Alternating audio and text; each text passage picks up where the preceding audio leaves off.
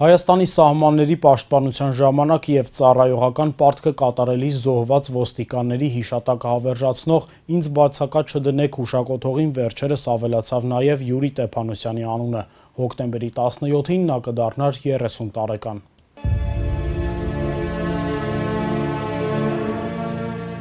Հոկտեմբերի 17-ին Հայաստանի Հանրապետության ոստիկանության զորքերի N զորամասում տեղի ունեցավ հիշատակի արարողություն նվիրված հուլիսին ոստիկանության բարեկապահակետային ծառայության գնդի վրա զինված հարձակման ժամանակ ծառայողական պարտականությունները կատարելիս զոհված ոստիկանության լեյտենանտ Յուրի Տեփանոսյանի ծննդյան 30-րդ տարեդարձին։ Առավոտյան զորամասի սպայական ենթասպայական կազմը հրամանատար գնդապետ Գուրգեն Գրիգորյանի գլխավորությամբ, ինչպես եւ Յուրիի ընտանիքի անդամները, ընկերներն ու հարազատներն այցելեցին գերեզմանատուն, ծաղիկներ խոնարհեցին շիրիմին եւ խնկարկություն կատարեցին։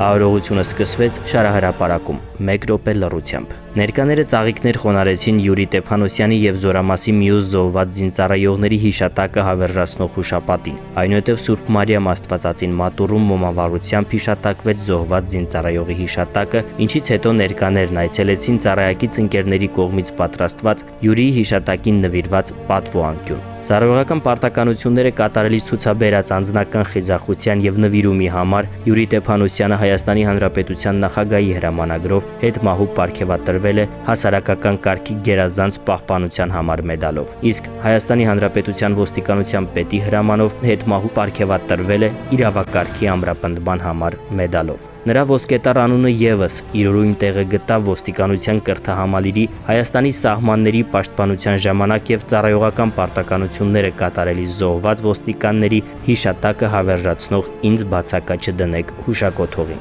137 զինակիցների կողքին, որոնք կյանքը տվեցին հանուն հայրենիքի եւ օրենքի։